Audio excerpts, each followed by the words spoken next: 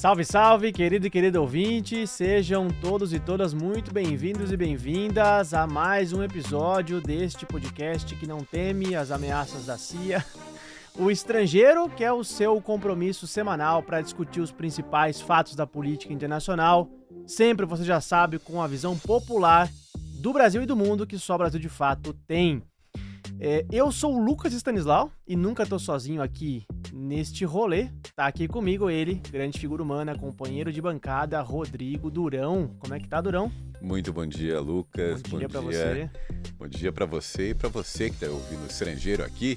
Toda quarta-feira estamos aqui, faça sol ou faça chuva ou muito frio, como hoje aqui em São Paulo. Estamos aqui a partir das 11 da manhã para falar durante uma hora sobre o que foi notícia e o que será notícia ainda no decorrer da semana em termos de noticiário internacional, contando sempre com a nossa participação, com a participação da nossa correspondência, uma das mais ricas da imprensa brasileira, com gente em Moscou, em Pequim, Havana, Caracas, além de outros lugares como o Haiti e no Sahel. Temos setoristas desses lugares, né, Lucas? Também na nossa querida capital federal, Brasília, como é o caso de hoje, né? Exatamente. O nosso andarilho do mundo aí, o Globetrotter. O Ronaldinho Gaúcho do Brasil de fato, Lourenço Santiago, que aliás ocupou o posto que era do Serguei, né? Ah, é? Por quê? Rolê aleatório. Um dia a gente vai fazer um especial sobre os rolês aleatórios de Sergei Monin, o nosso homem na Rússia. Vem aí, no especial de fim de ano do Estrangeiro, vocês não podem perder. Os easter eggs, assim, do BDF. É isso aí, então lembrando que a gente tá ao vivo aí pelo YouTube do Brasil de Fato, pela Rádio Brasil de Fato 98.9 FM para toda a grande São Paulo e também, posteriormente, nas principais plataformas de podcast. Então manda seu comentário, sua mensagem, vem fazer o programa com a gente, que hoje tá muito especial, tem muito assunto pra gente debater. E também, claro, o queridinho de todo o Brasil, o troféu Terra Plana, que hoje vem com muita força lá no fim do episódio. Se você não sabe o que é, fica até o final pra você descobrir. Rodrigo Durão, hoje o programa tá em alerta, porque afinal de contas a América Latina tá em alerta. Porque além de caminhar a espada de Bolívar, como diz a palavra de ordem aí das esquerdas latino-americanas, tem muita ameaça vinda de Washington contra os governos de esquerda da região, né? Pois é, Donald Trump mudou o nome do Ministério da Defesa para Ministério da Guerra e parece querer fazer jus ao nome, né? Tá ameaçando acabar com mais de um século de paz no nosso continente, aqui na América do Sul, e declarar guerra, até onde se sabe, contra a Venezuela, talvez contra a Colômbia também. Vai de reboque aí nessa onda de ameaças, que a gente não sabe se são bravatas, ameaças, uma tentativa de negociar, enfim. Fato é que, sob a alegação de narcotráfico, os Estados Unidos enviaram uma quantidade imensa de soldados, equipamentos, navios, aviões, para quantidade suficiente para fazer umas 3 guerras, tá tudo lá no Mar do Caribe, incluindo aviões grandes como os B-52, bombardeios usados para operações em larga escala, as tropas de elite, tanto os fuzileiros navais como da aeronáutica também, soldados que foram responsáveis pelas operações mais difíceis desse século que os Estados Unidos se envolveram, tropas bem de elite, e sob a alegação do narcotráfico. Isso acontece porque se os Estados Unidos, para declarar qualquer outra guerra, teriam que passar pela aprovação do Congresso, usando o argumento do narcotráfico. Isso fica muito mais fácil, não precisa desse entrave legal. Então, Maduro virou narcotraficante, o Gustavo Petro, o presidente da Colômbia, também foi acusado por Donald Trump de narcotraficante, e claro que isso gera reações nesses países, né? A Venezuela está se preparando para o pior cenário possível, e Gustavo Petro disse que não vai ajudar a bombardear vizinho nenhum.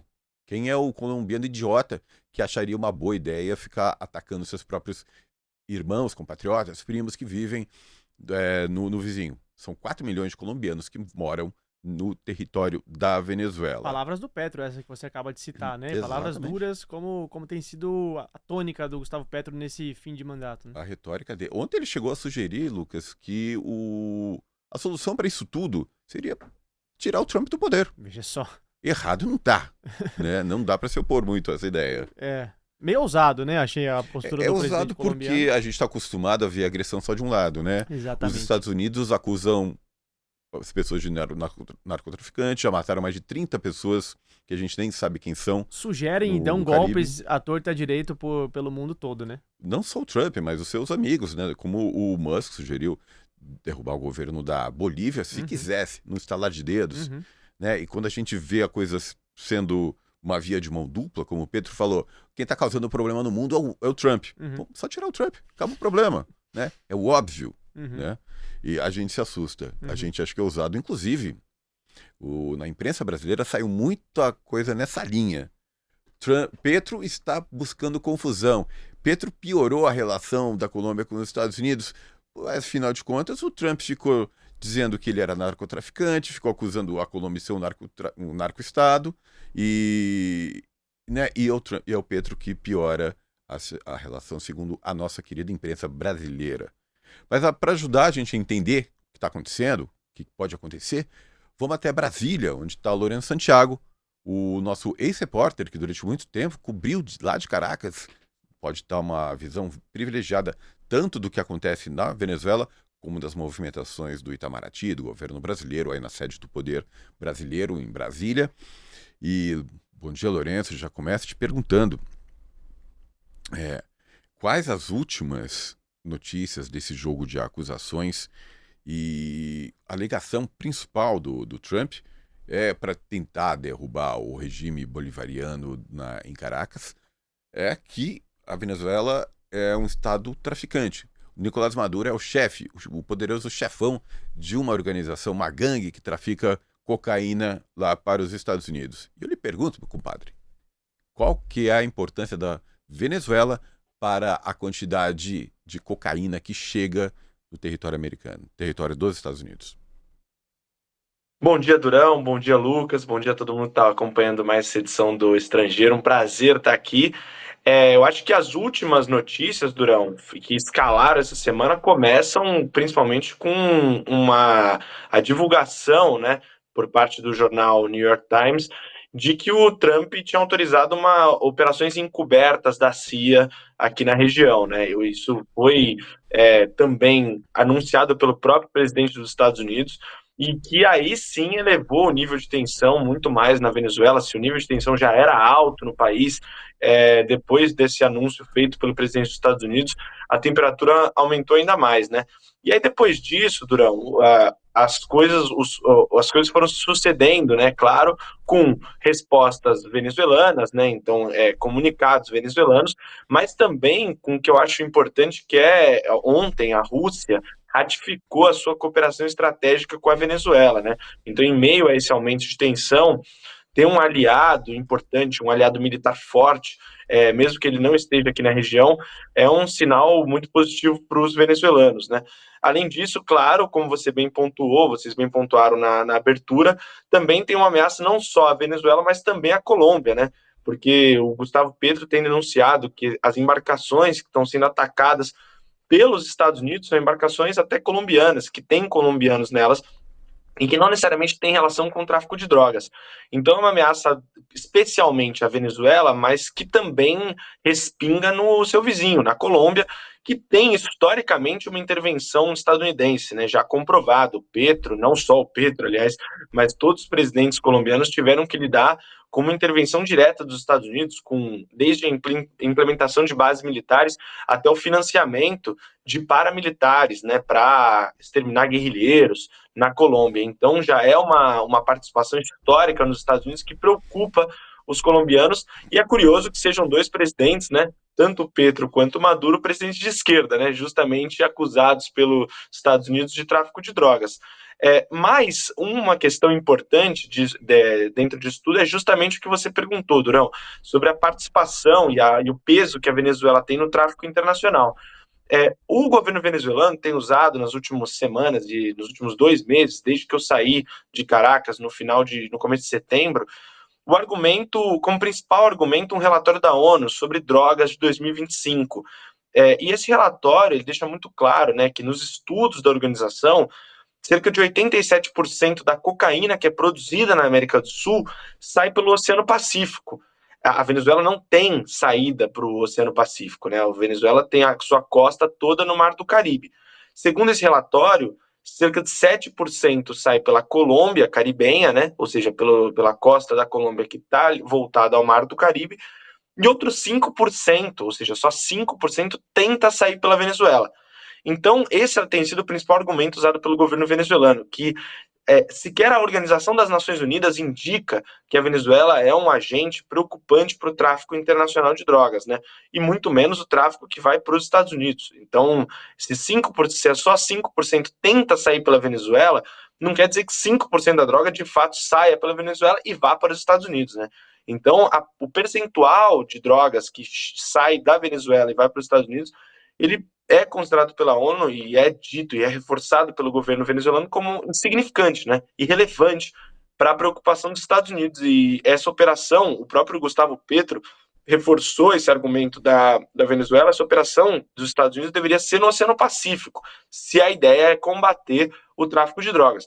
Mas é óbvio que tem uma questão de fundo política muito forte, né? Porque os Estados Unidos não só dizem que estão tentando combater o tráfico de drogas, como vinculam o governo venezuelano a essa produção e o tráfico de drogas internacional, né?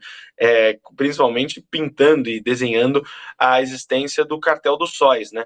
Que seria uma organização liderada, veja só, liderada pelo presidente da Venezuela, né, o Nicolás Maduro, e pelas Forças Armadas venezuelanas, pela alta cúpula das Forças Armadas venezuelanas.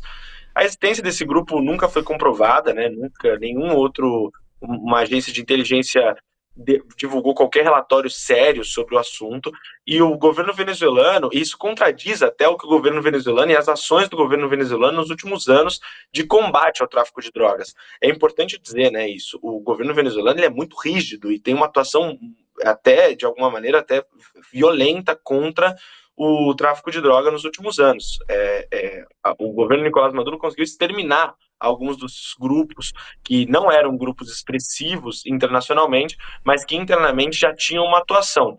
E o governo venezuelano e o Ministério Público da Venezuela se orgulham também de ter exterminado, desarticulado a principal organização transnacional venezuelana de tráfico de drogas, que é o Trem de Aragua.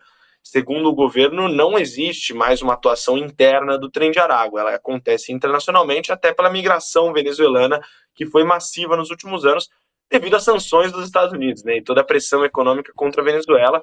Essa migração e essa saída de venezuelanos acabou levando também essa organização para atuar fora do país, mas que hoje, segundo o Ministério Público da Venezuela, não atua internamente. E eu que morei um ano e meio, pouco mais de um ano e meio, na Venezuela, posso dizer com bastante tranquilidade, o tráfico de drogas realmente não é uma preocupação internamente para o país, né? É um país que também tem um costume e uma tradição conservadora no sentido na questão de consumo às drogas. Você não vê pessoas consumindo drogas, você não vê pessoas armadas em qualquer bairro, em qualquer zona, não só de Caracas, mas também do interior do país. Então não é propriamente uma realidade do venezuelano lidar com a questão da droga e do tráfico de drogas, né?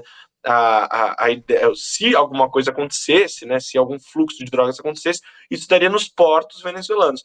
Mas como eu já pontuei, né, Durão, isso ainda não foi nenhum relatório sério de alguma organização internacional indica que o tráfico de drogas que passa pela Venezuela seja relevante, especialmente aquele que vai para os Estados Unidos. Pois é, irrelevante e insignificante, as palavras do Lorenzo, que pontuou aí uma série de pontas soltas nisso tudo que está acontecendo, né, Lucas? Por um lado, você vê uma quantidade imensa de soldados e militares dos Estados Unidos, e por outro, essa quantidade imensa também de ponta solta, de falha no discurso, a cocaína não vai da Venezuela, enfim, isso dá até pano para manga para a gente achar que pode não ser tudo isso, né? Totalmente. Quanto mais você cavoca na história, quanto mais você fala com gente séria, com pesquisador sério da área, seja do ponto de vista do que estuda o tráfico de drogas internacional, seja do ponto de vista que estuda segurança global, internacional, segurança regional, fica claro de que o elemento do tráfico de drogas é uma justificativa para basear uma agressão, pura e simples, uma agressão política, e agora a gente pode discutir, levantar, debater se pode vir a se tornar uma agressão militar. Justamente com esse questionamento, quero apresentar a nossa convidada de hoje, a nossa analista geopolítica aqui, especialista em integração da América Latina, doutora pelo programa de pós-graduação em América Latina, o ProLAN da USP, querida amiga Amanda Harumi. Amanda, bem-vinda ao Estrangeiro mais uma vez. É muito bom contar contigo por aqui. E vamos lá, Amanda. Como o Durão disse, e o Lorenzo também, o Trump não só autorizou as operações secretas, as operações da CIA, né, da Agência de Inteligência CIA na Venezuela, mas também colocou aí diversas embarcações militares no Mar Caribe, com oficiais de alta patente, figurões do meio militar estadunidense visitando o Panamá, visitando Porto Rico, visitando a Guiana, que é vizinha ali, né, da Venezuela, como uma espécie de fato de ampliar, escalar as tensões com o governo do presidente Nicolás Maduro. O que o Trump está buscando com essas ações? É uma pressão política, é uma pressão psicológica para encorajar a oposição venezuelana, encorajar a oposição colombiana a derrubarem os seus próprios presidentes, a se voltarem contra seus próprios presidentes? Ou de fato dá pra gente esperar o desembarque aí de tropas dos marines norte-americanos nas costas venezuelanas e colombianas? Dá de fato pra gente esperar uma invasão militar dos Estados Unidos nesses dois países? Preocupante a situação, mas precisamos entender que esse governo Trump, ele é um governo anti-América Latina. O primeiro ataque à América Latina foi essa onda anti-imigração. Ela também era um ataque aos latino-americanos. Agora, precisamos lembrar, são poucos meses de governo Trump, ele tenta desarticular os conflitos mundiais, guerra da Ucrânia, Acordo de Abraão e trazer a América Latina para o campo de influência dos Estados Unidos, seja ele a partir de ataques políticos, econômicos ou até mesmo militares, que é o que a gente está vendo. É muito preocupante toda essa movimentação na Venezuela, no Mar do Caribe, mas nós precisamos entender que essa movimentação é um ataque à segurança regional da América Latina, a essa estrutura de paz que nós encontramos aqui na região, e não somente ao governo do Maduro, ao presidente Maduro. E isso tem tudo a ver com a relação militar e a capacidade dos Estados Unidos de possuir bases militares na Colômbia. Então, por que o governo Trump, semana passada, estava atacando o presidente Maduro, aprovando uma inserção da CIA no território? Nós também temos um fato aí, né, da disputa da narrativa. Maria Corina ganhando o Nobel da Paz, e essa semana o inimigo se torna presidente Gustavo Petro. Porque a conjuntura colombiana é a conjuntura que vai entrar na disputa dessa capacidade ou não de intervenção do Trump. Então, acredito que hoje, na correlação de forças existentes, com o presidente Petro na Colômbia, o presidente Lula no Brasil, os Estados Unidos não têm a capacidade de fazer essa incursão militar. Mas, se a conjuntura política mudar, lembrando, ano que vem nós temos eleição na Colômbia em maio e eleição no Brasil no segundo semestre, aí sim as condições militares, territoriais de do território, elas ficam mais favoráveis ao Trump. Gustavo Petro deixou muito claro, o território colombiano não será utilizado para uma ameaça militar contra a Venezuela. Dentro dessa perspectiva, qual é a visão do Trump? Vamos superar o Petro, né? Vamos dizer que ele é um narcotraficante, colocar toda uma dinâmica desse pacote anti-narcotráfico e desestabilizar um processo eleitoral que vai acontecer em maio. Então, tudo está em aberto, mas acredito que a correlação de forças atual não dá as condições mais perfeitas para os Estados Unidos. Mas após a eleição da Colômbia, nós não sabemos. Mas, Amanda, você falou que essas as condições ideais. Mas os Estados Unidos têm pelo menos 7 bases militares na Colômbia. Isso já não daria para servir de apoio? Tem um monte de soldado americano no Mar do Caribe já. Juntando com essas 7 bases militares na Colômbia, não seria viável já realizar um ataque à Venezuela, mesmo que seja um ataque cirúrgico focado em decapitar o regime? Com certeza, essas bases militares são muito preocupantes porque é uma capacidade política e de cooperação militar dos Estados Unidos contínua. Ela não muda com a vitória do Petro. Mas é óbvio que a capilaridade da presidência, a vontade política do país em não cooperar, não vai possibilitar. Então, essas bases militares é algo real, é material. Mas ele iria precisar de uma vontade política do governo colombiano, a qual a direita já deixou explícito que tem.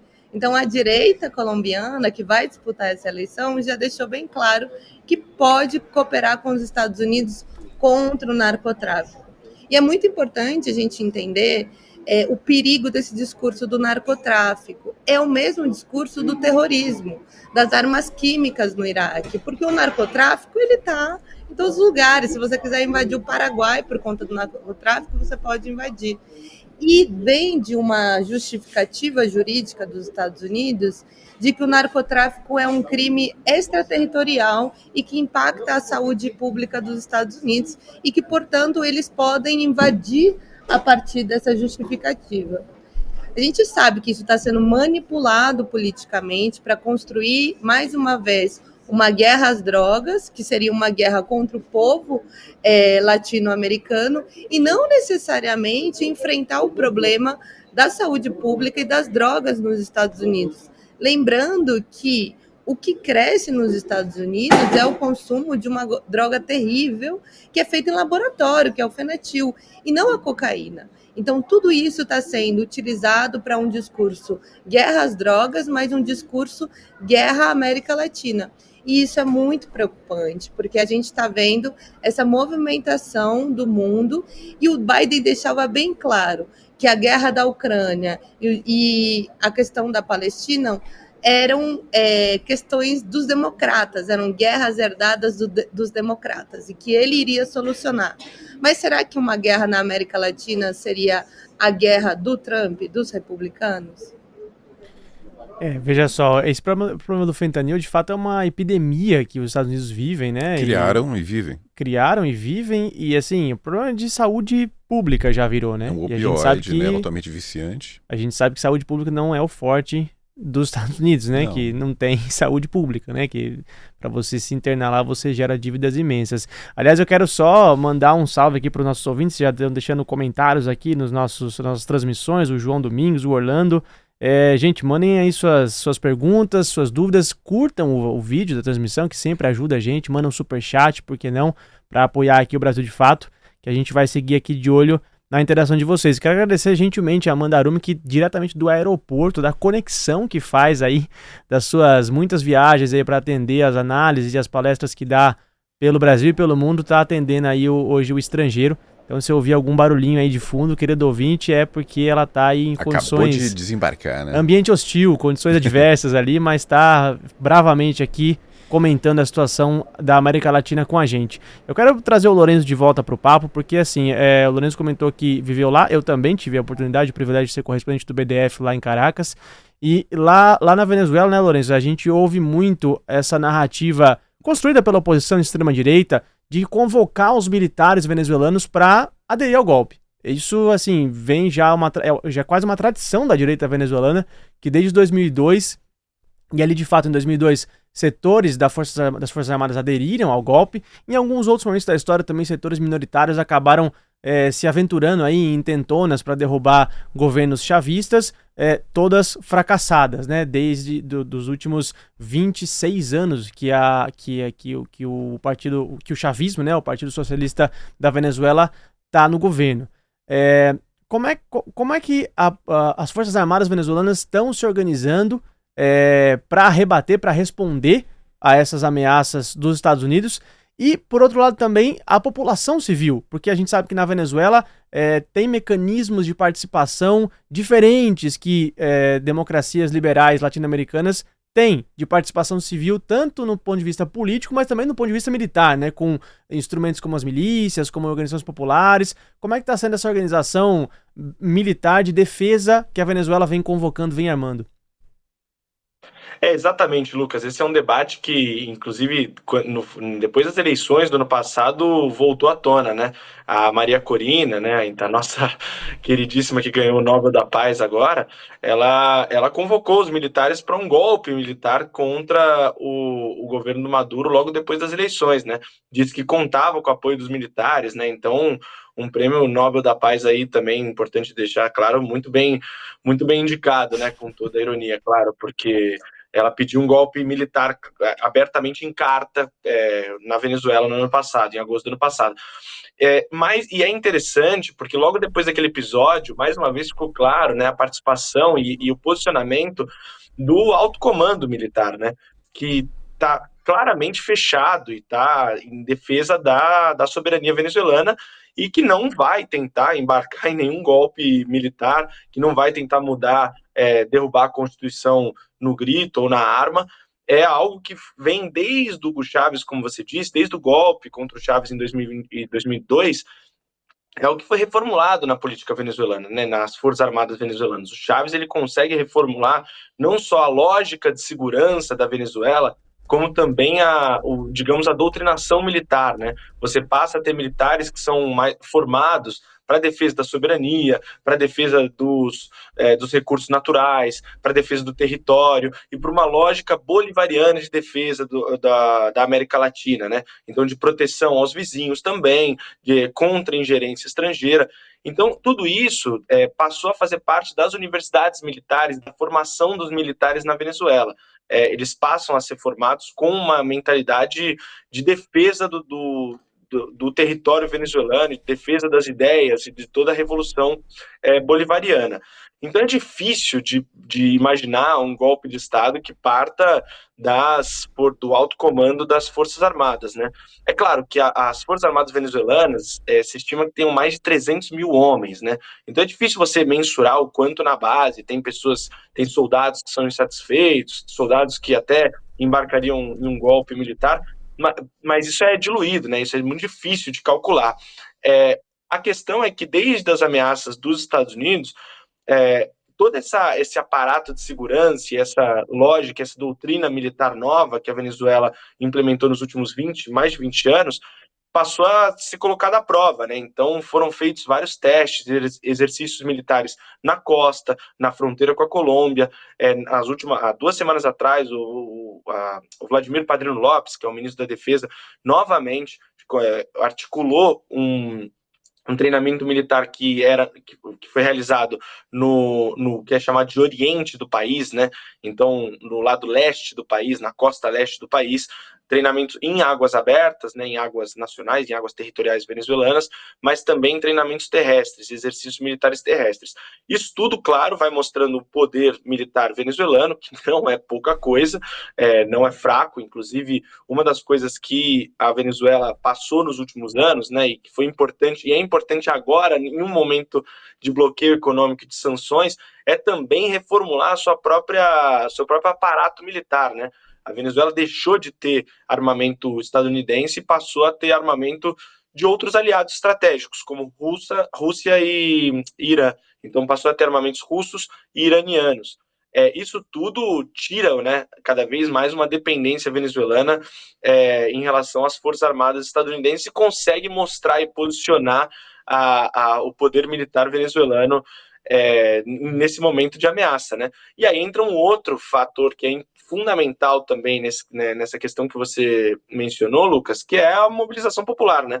A Venezuela, assim, diferente de outros países, não tem só 3 forças armadas, né? O Exército, a Marinha e a Aeronáutica.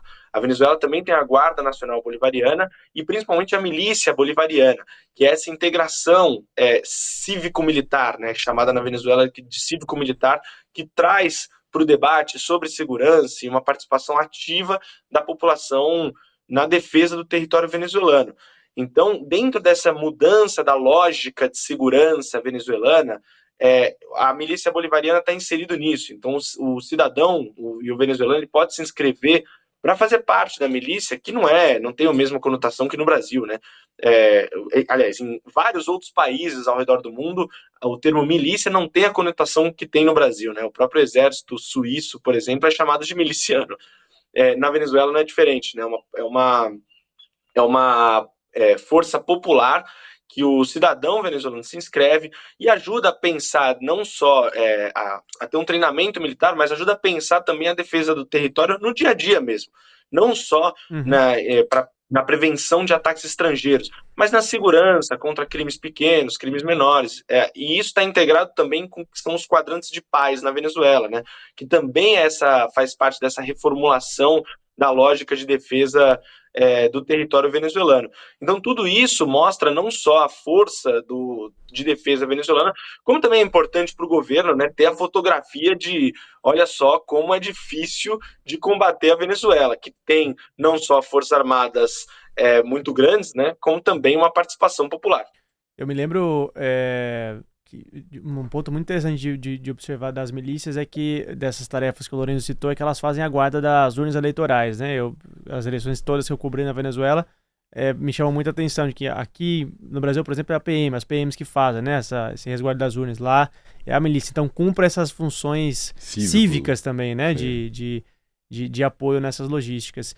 E veja só, faz um tempo que eu não vou a Caracas, né? Não estou lá nesse período de recente de agressão, mas tenho muitos amigos venezuelanos e os acompanho pelas redes sociais, e muitos estão se alistando nessas brigadas. O governo agora abriu novas convocatórias para se alistar, né, nas milícias, e muitos amigos e amigas meus estão se alistando, e eu estou vendo fotos do pessoal postando fazendo treinamento militar mesmo para se preparar para uma possível invasão. É curioso, né? Será que dá para mesurar? O Lourenço falou de 300 mil integrantes das Forças Armadas, mas será que já existe um cálculo do total geral, juntando essas populações mobilizadas, essas outras forças de segurança? Pois é, não tenho esse dado, Durão, mas de fato, o patriotismo é algo que mobiliza muito, né, na Venezuela. Sim, totalmente. E para os dois lados, tanto esquerda quanto direita. O venezuelano é um ser muito patriota, cara, muito patriota, e eles têm um sentimento nacionalista muito, muito exacerbado, assim. A questão nacional para eles é princípio básico, fundamental. A gente não passou por nada parecido, uma ameaça externa aqui no Brasil, então é até difícil do brasileiro entender qual o sentimento que gera numa população ameaçada por uma potência estrangeira. Mas é unânime que todos os países que passaram por isso registram uma união, uma mobilização. Isso ocupa todo o HD mental de quem sofre esse tipo de ameaça, né? Exato. Eu queria perguntar de novo para Amanda. O Lourenço falou de 300 mil. O exército colombiano tem mais de 200 mil, 250 mil por aí. Juntando esses dois, dá mais de 500 mil de soldados para defender esses países. Amanda, você acha que existe clima, possibilidade de uma defesa conjunta entre Colômbia e Venezuela, caso a coisa caminhe para isso, uma agressão dupla, alguma coisa assim? Infelizmente não. Hoje nossos espaços de diálogo comum, ou seja, de tomada de decisão comum, não existem. A Unasul já chegou a ser o embrião desse espaço. A Unasul tinha um caráter de pensar a segurança regional latino-americana, ou seja, se um país for invadido, atacado, outros países teriam a capacidade de resposta conjunta.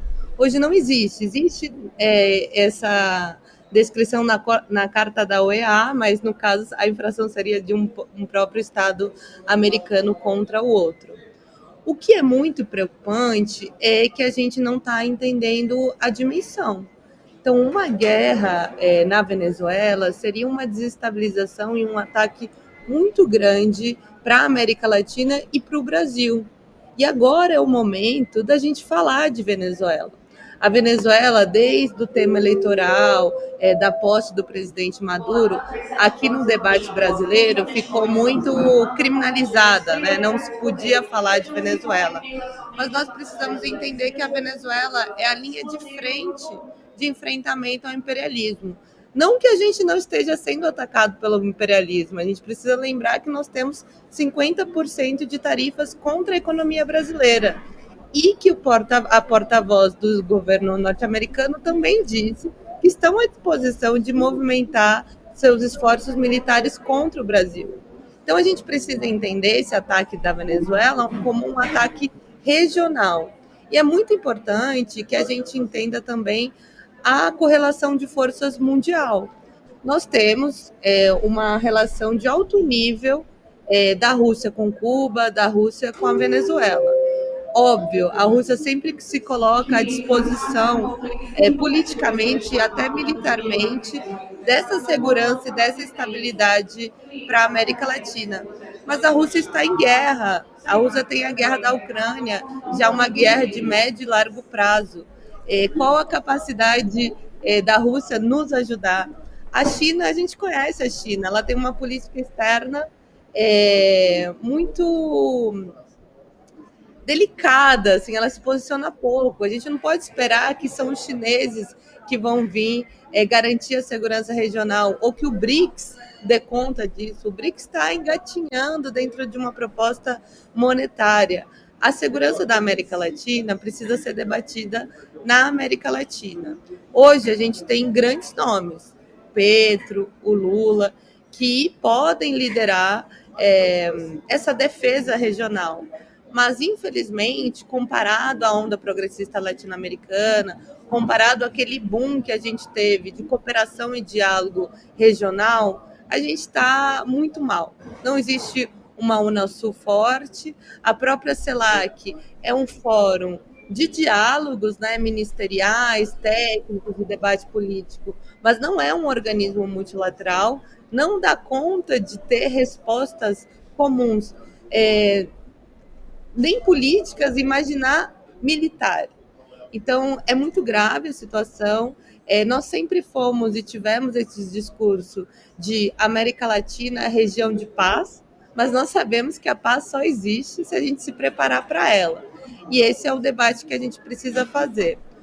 O presidente Lula, no Congresso do PC do final de semana, falou desse vazio da Unasul, do quão importante era o retorno da Unasul, e falou sobre a soberania da Venezuela, que fazia tempo também que ele não falava sobre Venezuela. Então vamos aguardar e a gente precisa entender isso como um ataque contra o Brasil e contra a segurança regional. Eu me lembro que logo no pós-eleitoral brasileiro, em abril, se não me equivoco, de 2023, o Nicolás Maduro veio a Brasília, marcou esse reencontro, né, do Maduro com o Lula, pré-reunião do que seria esse embrião de ressuscitar a Unasul. E logo depois outros presidentes sul-americanos também vieram a Brasília, né? Fez-se ali o acordo de Brasília, a cúpula de Brasília, mas foi isso, acabou aí, não foi pra frente. E de fato, como a Amanda traz, é trágico, com todos os analistas sérios que a gente conversa, seja no Brasil, seja na Venezuela, seja na Colômbia, no Chile, todos é muito trágico a gente não conseguir pontos de contato para resgatar essas instituições que podem dar resposta e respaldo para os governos no básico, no mínimo. A gente, óbvio, na época da primeira onda rosa, né, se falava muito de avançar de outras propostas como moeda comum, uma instituição militar comum. Chaves tinha o projeto de criar uma OTAN da América do Sul, né, de uma integração entre os exércitos. Isso são propostas ousadas, mas uma nota conjunta assim, que a gente está tendo, Durão, de fato um pouco diplomaticamente desesperador assim, para a integração latino-americana. Talvez seja um resultado desses 200 anos de paz que o continente viveu, essa inação, né? Vamos deixar para depois a gente pensa nisso. Exato. Só que depois chegou agora, Exato, né? chegou. Está batendo nas portas.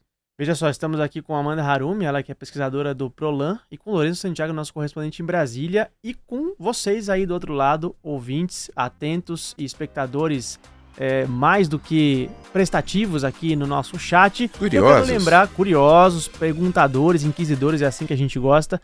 E eu quero convidar todo mundo para se inscrever na nossa newsletter, brasildefato.com.br/boletim. Você recebe as principais notícias do Brasil de Fato na sua caixa de e-mail e também convidar você para apoiar o Brasil de Fato. A gente precisa da sua ajuda para continuar fazendo um jornalismo popular de qualidade independente. Então acessa apoia.se/Brasil de Fato e contribui com a gente. Na sua tela tá aparecendo aí o QR Code, é só apontar a câmera do celular para sua tela agora e fazer uma contribuição aqui para o BDF, que vai ser necessário e preciso demais para a gente continuar a fazer o Estrangeiro e todos os outros conteúdos que a gente produz diariamente aqui no BDF com a visão popular do mundo. Olha só, falando na nossa audiência, o Orlando deixa uma pergunta muito interessante aqui. Ele fala do que a Amanda comentou, né, do ataque ser também ao BRICS, né, ampliar da região não só latino-americana, mas do sul global. Mas pergunta, né, se os Estados Unidos estão precisando prioritariamente de petróleo ou terras raras. A gente sabe que aqui na América do Sul temos o Triângulo do Lítio, né, Chile, Bolívia e Argentina. E a Venezuela é a maior reserva de petróleo certificada do planeta. Só isso. Para responder, Orlando, os Estados Unidos querem as duas coisas. Exato. Da Venezuela eles querem petróleo. Venezuela não tem terra rara. Quem tem terra rara é o Brasil. O Brasil tem a segunda maior reserva do mundo depois da China. Então isso deve entrar no radar, já está no radar dos Estados Unidos e pode ser usado como moeda de troca nas negociações comerciais entre Brasília e Washington. Mas, caraca, eles querem petróleo. Não há dúvida sobre isso. Exatamente. Até porque vai precisar de petróleo para custear essa transição, então... Até o final do século vai petróleo. O petróleo venezuelano é um petróleo extra pesado e as refinarias do sul dos Estados Unidos são todas preparadas para refino do petróleo venezuelano, porque essa relação é umbilical, é histórica. De século, né? Do começo do século XX, de quando descoberto o primeiro poço de petróleo na Venezuela, foi a Standard Oil, foi as petroleiras norte-americanas que mantiveram essa indústria acesa, né? Mas a Amanda citou muito o Lula e eu quero chamar o Lourenço, aproveitar que ele está em Brasília, nosso correspondente em Brasília agora, para trazer um pouco a posição do governo brasileiro, né? Como é que a Amanda citou essas falas do Lula mais contundentes, como é que o governo brasileiro tem se posicionado a respeito dessa questão, Lourenço? E o que mais o Brasil poderia fazer para evitar o pior, o mais trágico na região? Lucas, acho que o Lula fez algumas falas contundentes, em um geral o Itamaraty emitiu uma nota ou outra, mas eu tenho visto muita omissão, né, do governo brasileiro. O próprio assessor especial para assuntos internacionais, Celso Amorim, disse na semana passada que é comum que se escale muito a tensão antes de negociações. Então, que era para que todos nós estejamos otimistas, né? Eu acho um pouco passivo isso, né? Você esperar o otimismo em meio a ameaças tão violentas e provocações, né, por parte do governo dos Estados Unidos. Então, até agora, o governo brasileiro tem sido muito tímido na sua resposta a essas ameaças. Eu acho que, assim como a Amanda disse, é isso, e não existe essa articulação para o enfrentamento, mas eu acho que seria necessário, sim, um diálogo entre o Lula e o Petro, já que são os dois vizinhos que têm as maiores fronteiras com a Venezuela e que tem um posicionamento alinhado em relação a isso. Poderia ter, sim, uma reunião, ou uma série de reuniões, uma comunicação, um diálogo permanente entre os dois para a defesa, não só da Venezuela, né, mas de toda a região latino-americana, com essas ameaças do Trump, até porque o Lula tem sido bombardeado também por tarifas, né, estadunidenses. Então não é como se o Brasil tivesse imune aos Estados Unidos nesse momento. Acho que falta um pouco de atuação e de realmente um posicionamento mais enfático do governo brasileiro.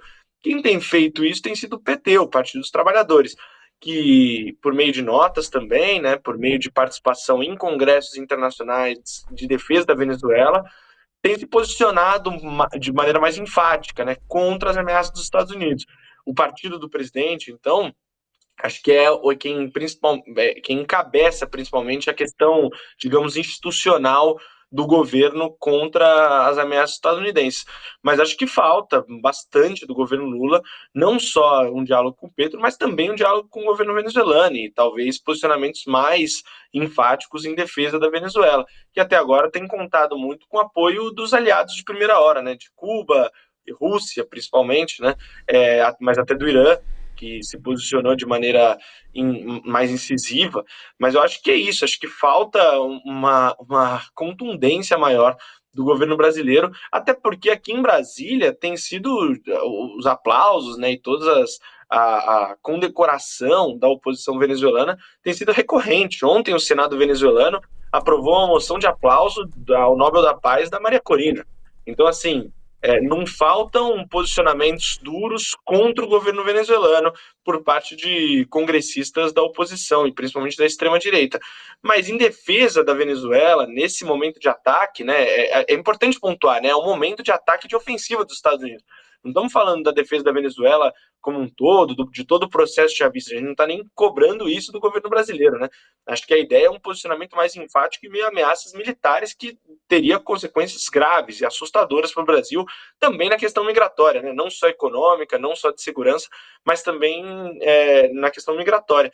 Então acho que falta e fica a cargo do PT nesse momento essa defesa mais dura do governo venezuelano dentro do governo brasileiro. De fato, as relações não foram as mesmas depois das eleições venezuelanas, né? Ali se rompeu algo, parece que não consegue se reatar um diálogo entre Caracas e Brasília. E nem a relação entre o governo brasileiro e dos Estados Unidos. O Lula parece que inebriado pela química que rolou, o bom relacionamento que ele teve com o Trump, parece que hesita em criticar e assumir um posicionamento num momento de agressão à soberania de um país vizinho. Né, um país irmão aqui. É uma análise. Pode ser que isso esteja pesando também na hora do Lula falar mais abertamente sobre Venezuela, né? Lembrando que o Brasil está negociando nesse momento, exato, nesses dias, a manutenção ou não das tarifas, como é que vai acontecer. Né, talvez exista esse cálculo em Brasília para não deixar esse elemento atrapalhar essas negociações. Né? Mas eu queria perguntar para Amanda. Amanda, eu tenho lido algumas análises que falam que existem basicamente 3 possibilidades, 3 cursos de ação para Washington.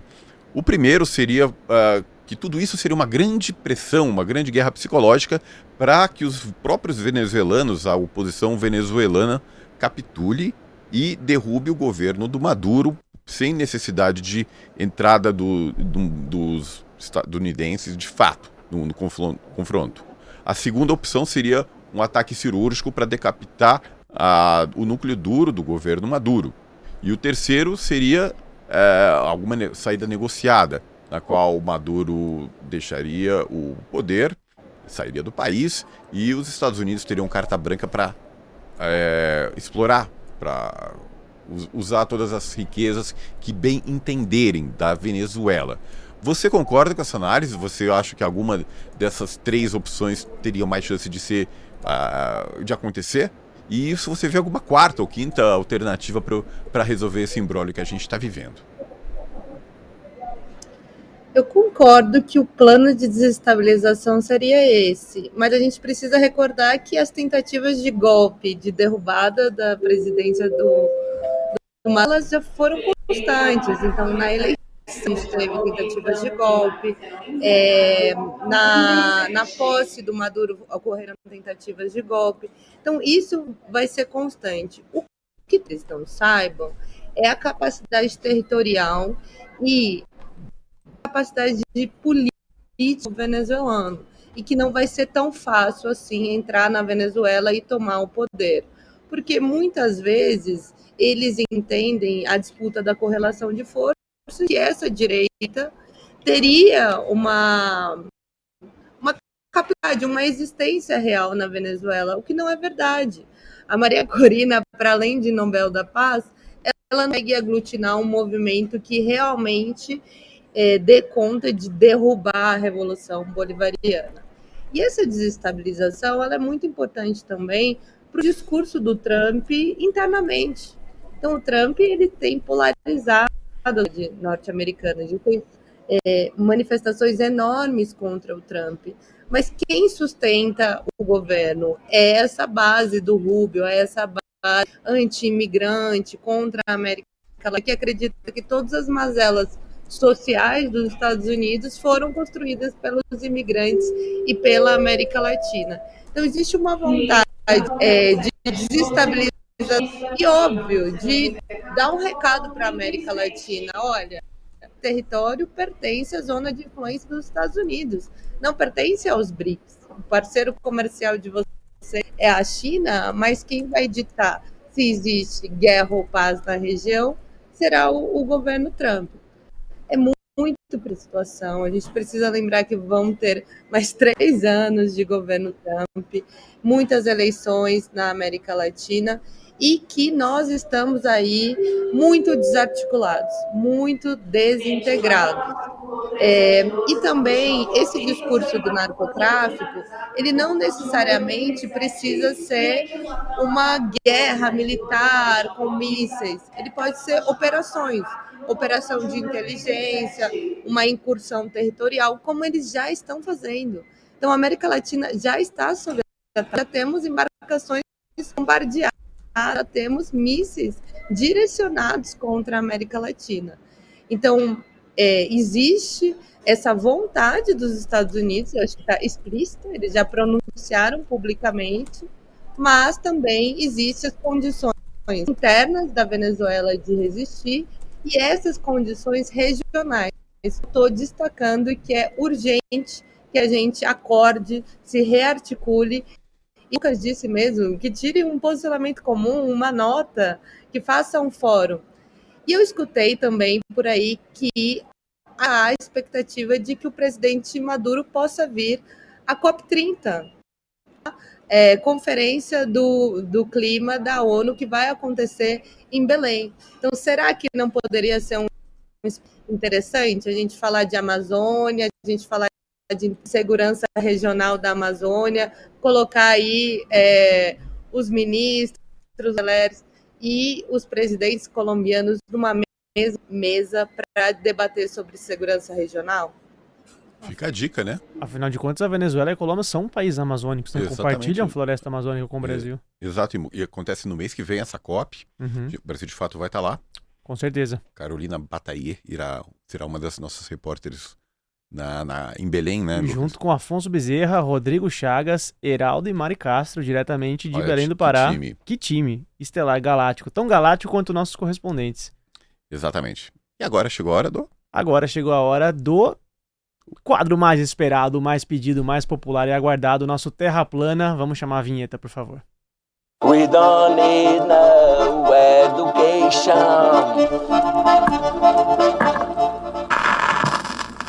A Terra é plana. Então tá bom.